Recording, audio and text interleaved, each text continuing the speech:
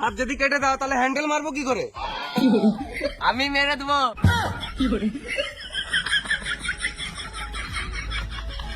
দাদা এদের কি করবা? এদেরকে কুস্তিতে নামি দাও, 2-3 কাঁচার মারবে, সব কুটকুটি মরে যাবে। এমনি এমনি কুস্তি খেলতে পারবো না। কেন? আমাদেরও কিছু কথা শুনতে হবে। কি কথা?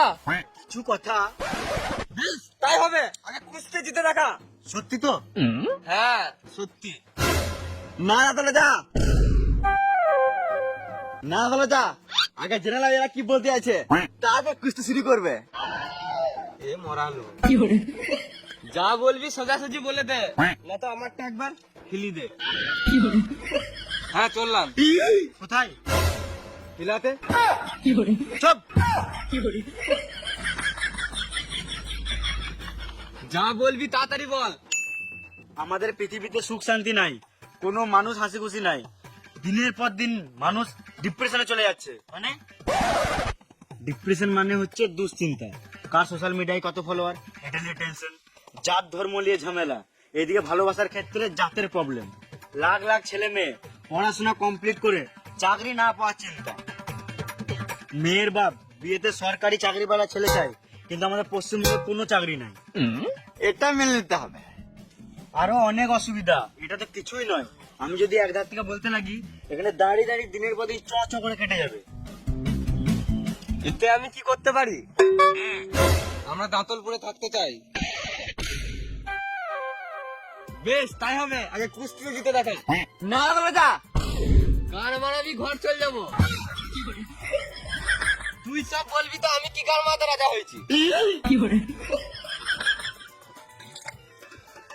বুঝলি? এবার কি কর?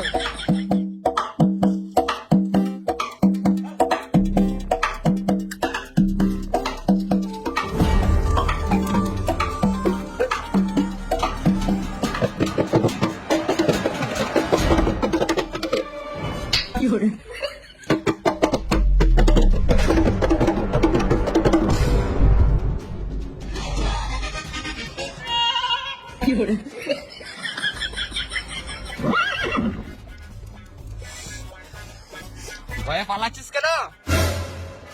ভইয়া পালাই নাই, কুস্তি রেখে আবার শরীরটা ঝাঁকারে নিলাম।